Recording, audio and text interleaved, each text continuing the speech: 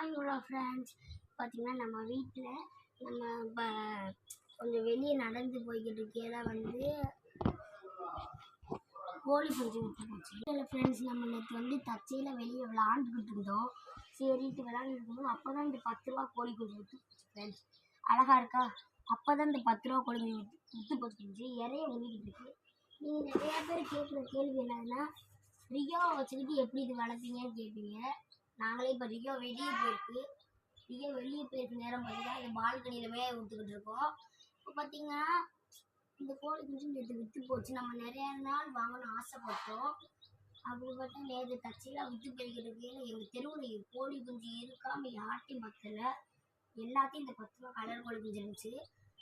அந்த எங்கள் அத்தம்மா காலத்துலலாம் அப்போ 10 5 ரூபா 2 ரூபான்னு விற்றுக்கிட்டு இருந்தது. இப்போதையும் 10 ரூபான்னு கூட்டிட்டாங்க.